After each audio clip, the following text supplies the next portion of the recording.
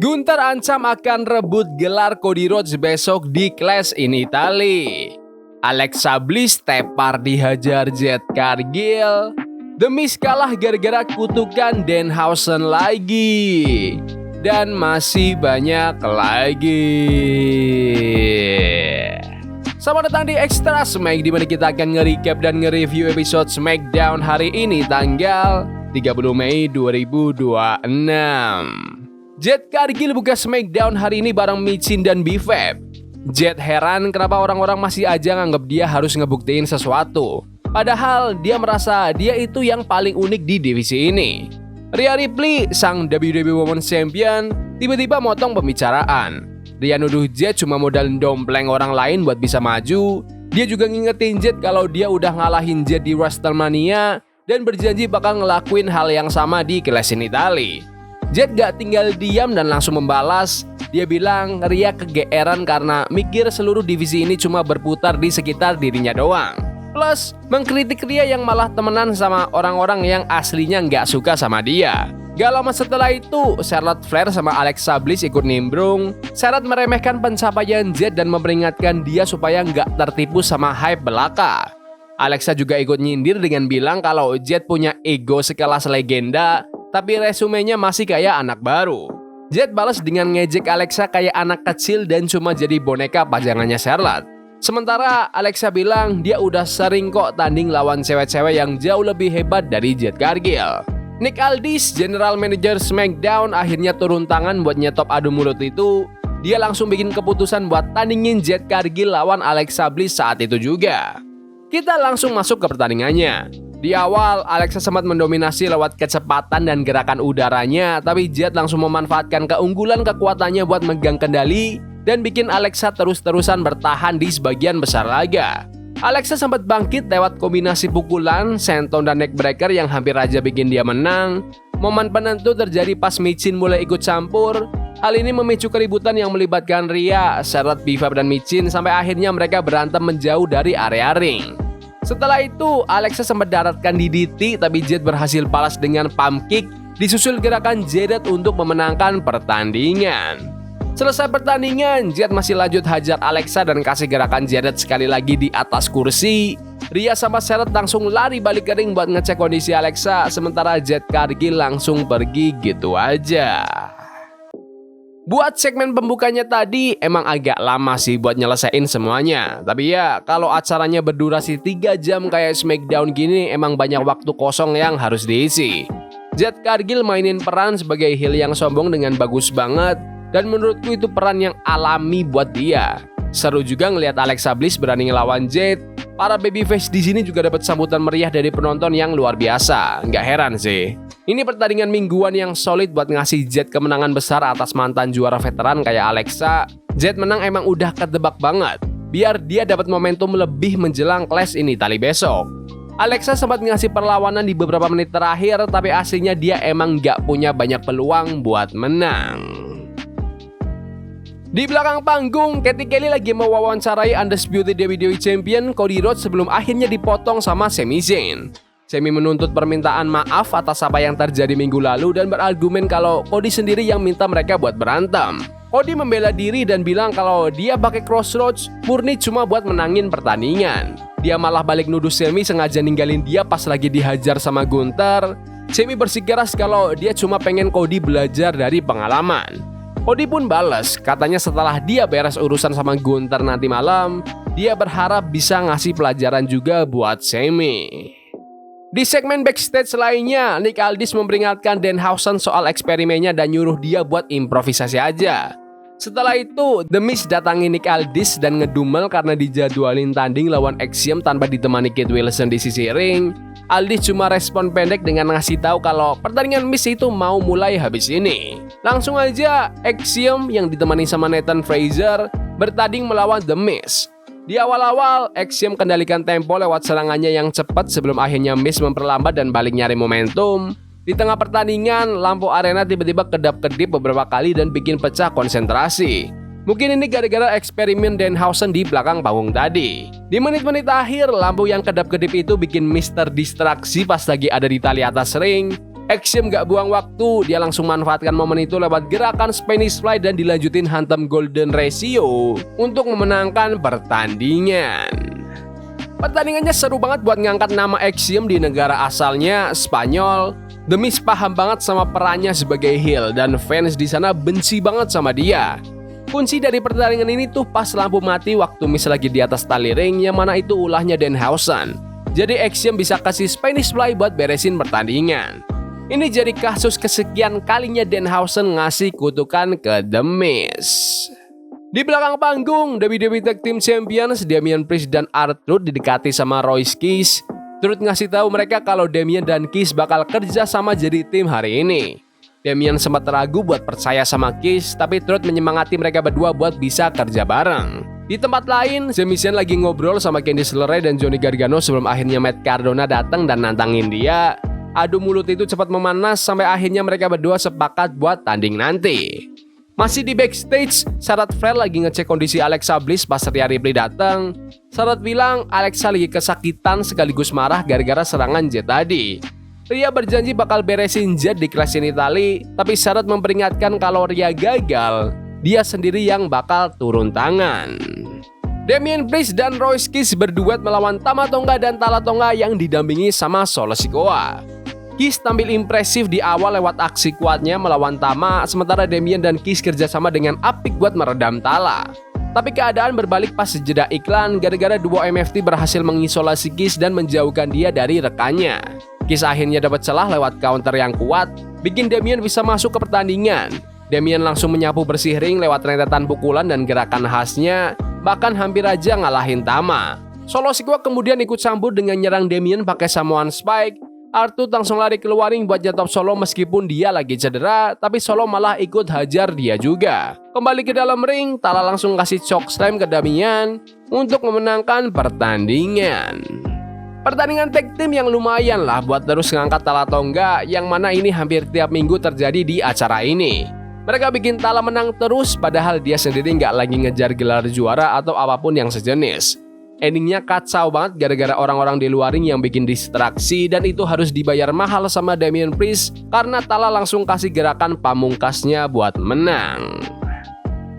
The Miz datangi Nick Aldis di belakang panggung dan nyalahin masalah lampu yang kedap-kedip atas kekalahannya dari Axiom. Aldis setuju kalau emang ada yang gak beres dan berjanji bakal menyelidikinya.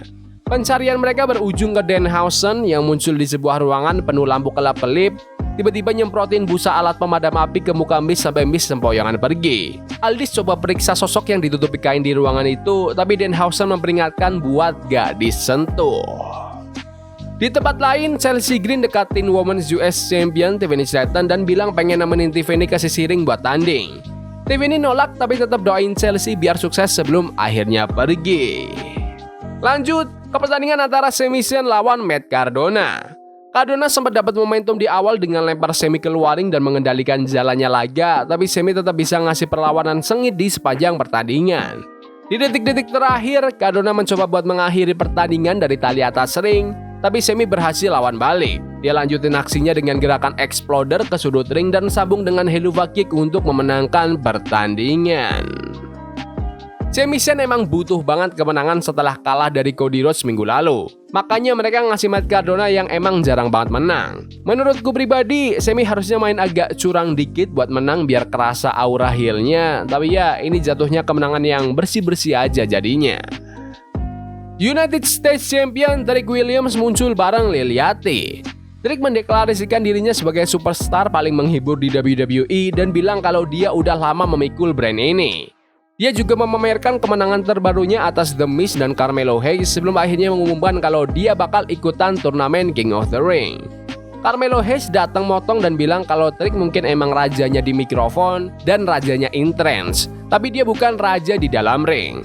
Melo lalu mengalihkan perhatiannya ke Ricky Sainz dan berjanji bakal ngurusin bintang itu hari ini nanti karena udah ikut campur urusannya minggu lalu. Ricky Sainz pun ikut bergabung dalam segmen itu dan menyatakan kalau setelah dia beresin Melo, dia berencana buat ngejar US Championship. Trick pun langsung mukul Ricky sampai Ricky terpental keluar ring, sekaligus buka jalan buat pertandingan berikutnya yaitu Carmelo Hayes melawan Ricky Sainz. Melo manfaatkan kecepatan dan serangan udaranya buat nyari celah, sementara Ricky fokus buat menguras tenaga Melo dan mengendalikan beberapa fase pertandingan. Aksi mereka berdua akhirnya melebar sampai keluaring di menit-menit akhir, buat keduanya kena double count out. Setelah pertandingan selesai, Ricky coba nyerang Melo dari belakang, tapi Melo dengan cepat balas lewat sebuah tendangan dan dilanjutkan dengan gerakan First 48. Situasi United States title ini menarik banget. Ada Trick Williams sebagai juara babyface yang populer, terus Carmelo Hayes yang pengen gelarnya balik, ditambah Ricky Stenz yang lagi nyoba dapat kesempatan buat perebutan gelar. Gampang banget buat memahami sudut pandang masing-masing karakter dan mereka semua itu bintang yang oke. Pertandingannya sendiri seru, tapi aku kurang serk sama ending double count out-nya. Aku paham sih kenapa dibikin gitu, mungkin biar mengarah ke triple threat buat US title bareng Trick, tapi menurutku itu jenis finish yang kurang memuaskan aja. Meski begitu, sesekali emang perlu ada count out biar nunjukin kalau hitungan wasit itu ada gunanya. Melo dan Ricky punya chemistry yang bagus, bakal lebih asik kalau dikasih waktu beberapa menit lagi juga.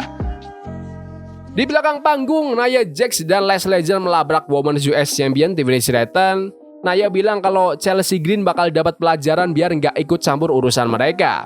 Sementara Les menyatakan kalau tinggal nunggu waktu aja sampai gelar Women's US Championship berpindah tangan. Keduanya lalu pergi begitu aja. Terus ada sebuah video paket yang ditayangkan menampilkan Black Monroe yang lagi membahas beberapa anggota divisi wanita SmackDown. Monroe secara khusus menyoroti Rhea Ripley, membicarakan karisma serta reputasinya, sebelum mengakhiri segmen dengan memastikan kalau dia bakal segera datang ke SmackDown. Lanjut ke Chelsea Green yang bertanding melawan Nia Jax yang ditemani sama Les Legend. Chelsea memanfaatkan kelincahannya buat bisa mengimbangi di awal laga, tapi Nia kembali memegang kendali dan gunakan keunggulan kekuatannya buat mendominasi sebagian besar pertandingan. Chelsea akhirnya sempat bangkit dan mendaratkan beberapa serangan sukses yang hampir aja bikin dia menang. Les coba buat ikut campur, tapi Chelsea berhasil meredam gangguan itu. Gak lama setelah itu, Tiffany Stratton muncul di sisi ring. Tiffany langsung mukul Nia pakai sabuk Women's US. Chelsea langsung memanfaatkan momen emas itu untuk memenangkan pertandingan. Setelah pertandingan selesai, Chelsea coba rayain kemenangannya bareng Tiffany, tapi Tiffany nolak dan langsung jalan pergi. Kemenangan yang licik buat Chelsea Green berkat bantuan dari Tiffany Stratton. Rasanya ini tipe-tipe cerita di mana Tiffany bakal nolak Chelsea sebagai teman dulu, sampai akhirnya nanti Tiffany luluh dan mereka beneran jadi bestie. Di belakang panggung, Women's Tag Team Champions Brie Bella dan Paige lagi diwawancarai sama Katie Kelly. Sang juara bahas soal kesuksesan dan momentum mereka belakangan ini. Tapi sesi wawancara itu diganggu sama Fatal Influence. Jessie Jen umumkan kalau dia bakal ikut bertanding di turnamen Queen of the Ring. Sementara Fallon Henley dan Lainey Reed mempertegas niat mereka buat menantang gelar Women's Tag Team Championship. Jessie menutup obrolan dengan bilang kalau sebentar lagi semua orang bakal ada di bawah influence mereka. Waktunya main event. Undisputed WWE Champion Cody Rhodes naik ke ring buat sesi konfrontasi tatap muka yang udah dijadwalkan bareng Gunther. Gunther bilang kalau SmackDown sekarang udah jadi terlalu berpusat ke Cody dan dia ngeklaim kalau itu adalah cerminan dari bagaimana Cody dibesarkan. Gunther berargumen kalau kesuksesan Cody selama ini cuma modal kesempatan yang disuapin ke dia. Gunther bilang kalau dia sendiri ngedapetin segalanya lewat kerja kerasnya sendiri, sementara Cody cuma diuntungkan sama koneksi dan privilege. Gunther nuduh Cody sebagai orang yang gila hormat, egois dan lebih peduli sama dirinya sendiri ketimbang olahraga ini. Cody balas dengan sebut Gunther tukang bohong dan bela rekam jejaknya selama jadi juara. Cody berargumen kalau Gunther sebenarnya pengen dapat kekaguman dan perhatian yang sama dari penonton kayak yang Cody dapat, meskipun Gunther gengsi buat mengakuinya. Cody mengakui segala pencapaian Gunther dan kondisi fisiknya yang prima, tapi Cody menegaskan kalau pas mereka tanding memperebutkan gelar nanti, Gunther bakal sadar kalau Gunther itu aslinya nggak cukup bagus buat mengalahkan Cody. Pas Cody mau coba keluar ring, Gunther nahan dan kasih satu pesan terakhir. Gunther bilang kalau dia bukan pembohong, mengingatkan soal janji-janji sebelumnya yang selalu dia tepati, termasuk kemenangan atas Goldberg, AJ Styles, dan John Cena. Dia lalu berjanji kalau di Clash in Italy nanti, dia bakal bikin Cody pingsan dan menangin WWE Championship. Gunther keluar dari ring sementara Cody tetap bertahan di dalam sambil mengangkat tinggi sabuk Undisputed WWE Championship buat menutup SmackDown hari ini. Aku suka banget sama promo dari kedua bintang ini. Cody Rhodes tipe babyface yang mulia dan gampang banget disukai orang, sementara Gunther tipe heel yang percaya diri dan pintar banget mengekspresikan dirinya. Ini bakal jadi pertandingan yang luar biasa di kelas ini tadi nanti. Aku pribadi lebih condong ke kemenangan Cody, tapi aku juga nggak masalah sih kalau misal Gunther yang bikin kejutan dengan keluar sebagai pemenang. Oke, episode SmackDown yang solid, tapi yang nggak sampai di level yang luar biasa juga. Menurutku, kualitas pertandingannya standar-standar aja di sepanjang acara. Lagian, emang jarang ada pertandingan yang benar-benar menonjol akhir-akhir ini. Mengingat durasi acaranya sampai 3 jam, aku lebih pengen ngelihat beberapa pertandingan dikasih durasi yang lebih lama. Daripada semuanya cuma dikasih jatah sekitar 10-12 menitan. Penonton di Barcelona juga keren banget hari ini, khas penonton Eropa lah ya, yang kita tahu gimana serunya. Atmosfer kayak gitu selalu sukses bikin acaranya jadi jauh lebih hidup. Tapi menurut kalian gimana SmackDown hari ini? Bagus? Gak bagus? Komen di kolom komentar. Ya udah gitu aja video hari ini. Jangan lupa like dan subscribe ke channel ini karena gue pengen 20.000 subscriber si bulan ini. Tolong bantu. Yes boy. See you. Love is a game we playing Cognito. Forbidden fire on Nico. Bunny for love we can hold. I wish we were impossible.